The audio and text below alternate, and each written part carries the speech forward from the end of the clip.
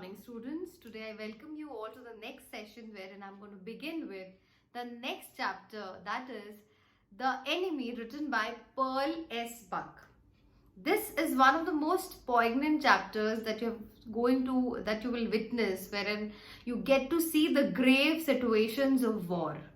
You get to see how a doctor is compelled to do his duty in spite of his country's weaker points or in spite of his country's compulsions. We get to also know the meaning of the heading, that is the enemy. That clearly says that anybody who is involved in a hostile situation or any person who is against you is termed as an enemy. I'll also give you an example of India, wherein we have always seen a bone of contention between India and Pakistan. Any cricket match will not be able to match the fervor of India-Pakistan match. Why? Because there has been a history. We have been reading about it, we have been knowing about it, and all our forefathers and our grandfather have always told us about this hostile situation between the two.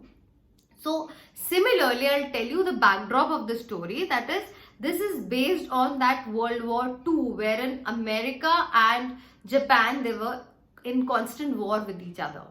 We get to see that these two countries were at war and Pearl Harbor was bombarded. Right?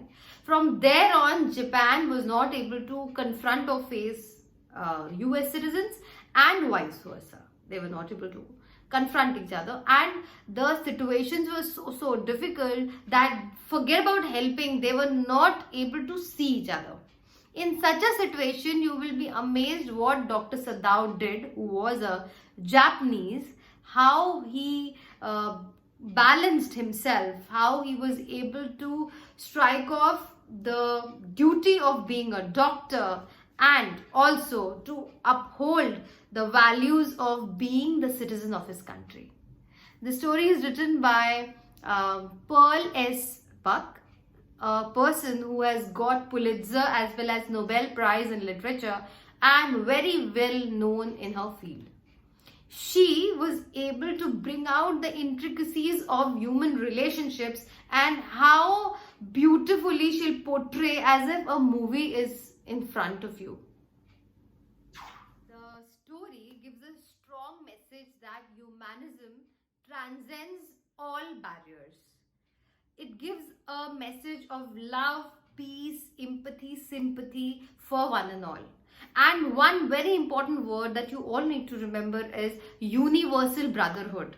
You need to have that feeling for your fellow citizens. Forget about anybody, an Indian, American, Japanese, anybody. But that empathy that we are all humans and God has made us, God has fabricated us into a beautiful soul. So that binds each one of us. So that has to be remembered, and that's the tagline, universal brotherhood. And yes, humanism transcends any sort of boundaries. You just can't say that he is this, he is that, he's black, he's white, he's an American, I am an Indian, this, that. It's all, I don't have a word for that. So then you need to understand that we all are beautifully bonded together by a thread called humanism. And there's nothing beyond it. So we begin with the slideshows wherein we get to see Enemy, written by Pearl S. Buck. Now she is the one, she is Pearl, and let's get a glimpse of her life. A prolific author, Pearl S. Buck earned a Pulitzer Prize for her novel The Good Earth. She was also the fourth female to win a Nobel Prize for Literature. She published her first novel, East Wind, West Wind, in 1930. Her next novel, The Good Earth, earned her a Pulitzer Prize in 1932, which was a big deal. In 1938, Buck became the first American female who was a Nobel laureate. Concurrent with her writing career, she started the Pearl S. Buck Foundation, a humanitarian organization. She is renowned, and she's the one who got two important prestigious prizes in literature, that is Pulitzer and Nobel. Introduction. The story highlights how a Japanese doctor saves the life of an American prisoner of war, and rises above narrow national prejudices. He risks his honor, career, position, and life by sheltering a war prisoner of war, the enemy camp, and saving his life. Setting.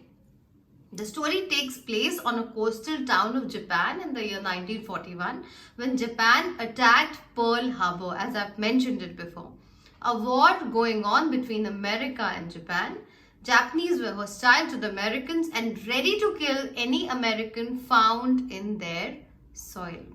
So as I've mentioned before, that America and Japan, they were at war, and the situations were very grave between these two countries. Where Japan bombarded Pearl Harbor, from there on, there was a constant battle between the two, and the two countries were not able to withstand each other. So there comes the protagonist, Dr. Sadao, who was a Japanese, and he had to choose between his duty and his country. So let's see, what does he do?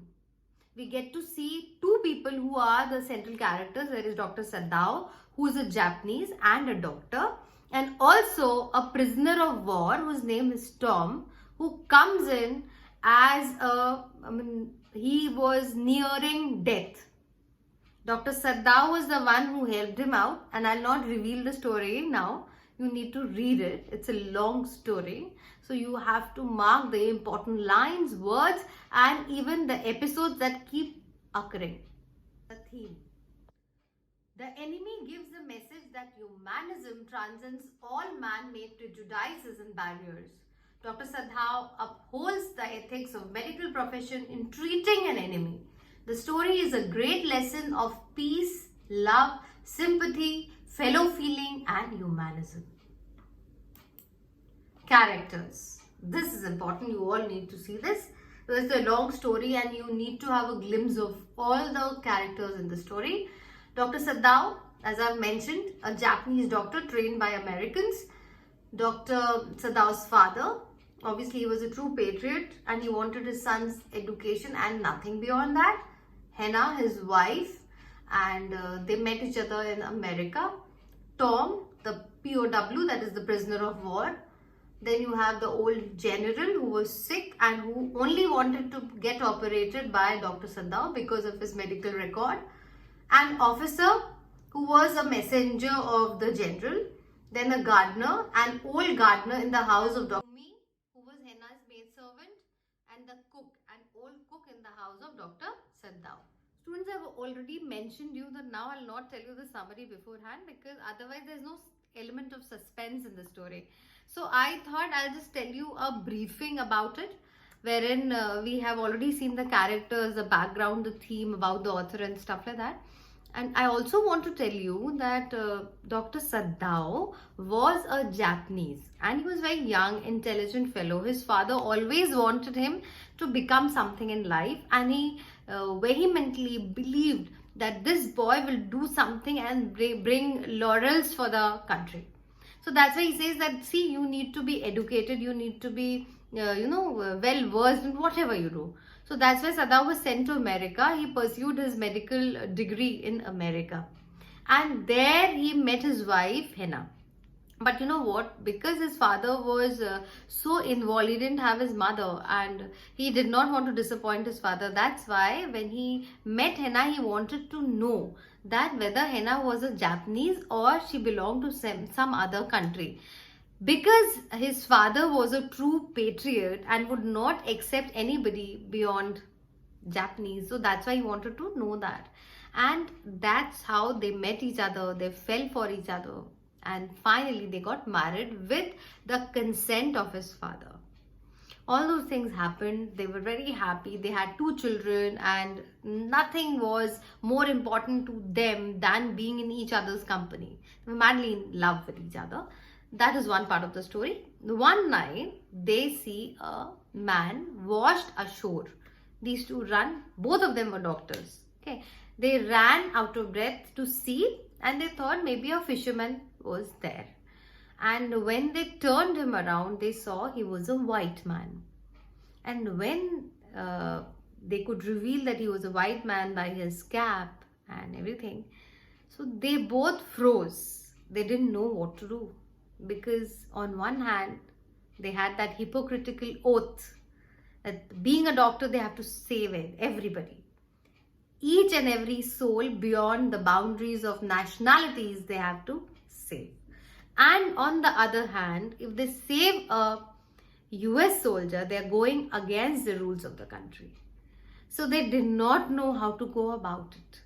They froze, they thought, and finally, we will reveal what exactly Dr. Sadao does, whether he saves him or leaves him to die. His condition was pathetic. The POW whose name we got to see, his name was Tom. So if he would not have been taken or saved, he would have died. So we see that kind of a dilemmatic situation wherein we don't know what the doctor is going to do. And I'm going to explain you to understand and to reveal what happens. Dr. Sadao Hockey's house was built on the spot of the Japanese coast where as a little boy he had often played. The low square stone house was set upon rocks well above a narrow beach that was outlined with bent pines. As a boy, Sadao had climbed the pines, supporting himself on his bare feet as he had seen men do in the South Seas when they climbed for coconuts. His father had taken him often to the island of those seas, and never had he failed to say to the little brave boy at his side, "Those islands yonder, they are the stepping stones to the future for Japan. Where shall we step from them?" Sadao had asked seriously. "Who knows?" he had answered. "Who can limit our future? It depends on what we make it." So as we get to see, Dr. Sadao's house was built on the spot of the Japanese coast stone house, and it was in Japan, as I've already mentioned. He used to play along with his father, who was his only constant companion. The low square stone house was set upon rocks well above a narrow beach that was outlined with bent pines. So his house was nested in Japan, and all around the house they had pine trees. He used to climb those pine trees. As a boy, Sadao had climbed a pine, supporting himself on his bare feet. Bare means, as you know, barren, empty, as he had seen men do in the South Seas when they climbed for coconuts. So he used to climb those trees for pine and used to go and see all over the place. As you know, from a height, the entire city looks clean and you can view. So his father had taken him often to the islands of those seas, and never had he failed to say to the little brave boy at his side, "Those islands yonder, they are the stepping stones to the future for Japan." So the father used to always take him there and made sure the little boy used to see those islands from that height. And yonder means when you indicate at a particular direction, when you try to show something in a particular direction. And he used to say that those are the stepping stones to future.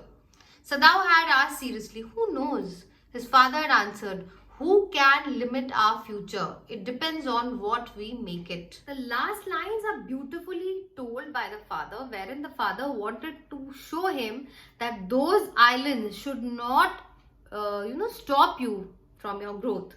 They should always give you a encouragement. It should always, force you to go beyond the boundaries of the countries and learn to achieve whatever you want to. The father always motivated him and compelled him to study well so that he can go beyond those political boundaries and explore the world. He was in a position, he was intelligent, he was sharp, and hence the father knew that nothing can stop him if he knows his own credibility. So he used to always tell him that, "See, those islands, they are not the political boundaries that segregate you. They are the ones which are the stepping stones through which you will be able to see the world, explore the world." Sadao had taken this into his mind as he did everything his father said. His father, who never joked or played with him, but who spent infinite pains upon him, who was his only son. Please underline. As I told you, mother wasn't there. Father's only hope was his son. So he had infinite pains, means obviously being a only parent. He has to be there, support him as a mother, as a father. So whatever pains, trauma, problems Sadao had, it was his father, and he was a very good father. Sadao knew that his education was his father's chief concern. For this reason, he had been sent at 22 to America to learn all that he could be learned of surgery and medicine. He had come back at 30, and before his father died, he had seen Sadao become famous, and not only as a surgeon but as a scientist, because he was perfecting a discovery which would render wounds entirely clean. He had not been sent abroad with his troops. So this is very important. When he was 22, he was sent to America, as I've told you before also, to pursue medicine and surgery. At that age of 30, when he came back, obviously father was successful in making him a very good doctor and a scientist. He had seen that phase and he passed away. But this man, that is Dr. Sadao, was in the middle of a research and a process. He was involved in the research, so hence he was not sent abroad with the troops for any other reason, because he was trying to perfect a discovery, and that would help to render wounds which are clean. Means he was trying to figure out a way through which the wounds would be all clean. Okay, it will heal fast. And that's why he was not sent abroad. Also, he knew there was some slight danger that the old general might need an operation for a condition for which he was now being treated medically. And for this possibility, Sadao was being kept in Japan. There was another reason, that is the old general was whimsical, as you know, and he did not want to be treated by any other doctor except Dr. Sadao. So hence he was not allowed to go out anywhere. Clouds were rising from the ocean now. The unexpected warmth of the past few days had at night drawn heavy fog from the cold waves. So we could see Sadao was sent to America at the age of 22, and he was there to pursue medicine and surgery. That was one thing. He came back at 30, and the father was very happy to see his son settled and renowned as a scientist and a doctor, which was his sole aim and ambition in life. Being a single parent, he was able to be a very good mother and a father. So hence for him it was a big achievement. So after that, when he came back at 30, Sadao was not sent anywhere. There were war times, so doctors were sent to the border, or maybe to treat all those soldiers who were fighting at the war front. But Dr. Sadao was not sent anywhere because he was in the middle of a research wherein he was trying to clear the wounds clean. I mean, the wounds would be all dyed up clean by his research. So that is what he was in the middle of a discovery. Hence he was not sent out anywhere, number one. Second, the old general was whimsical that I am going to be treated by this man only, and hence he was not allowed to go out anywhere. He was not allowed to leave the country because of two reasons. That's important. That's why I'm repeating it over and over again. One, that he was in the middle of a research, and second, the old general wanted to be treated by this doctor and no one else. So that's the reason. And at the end, we also see that this man, that is Dr. Sadao, he also felt as if it is about to rain that night. It was about to rain that night. Why? Because it was humid for the past couple of days and it was very difficult. The weather was very difficult, and they felt as if it is going to rain that night. The fog was all around. It was very unclear. Things were not visible that night.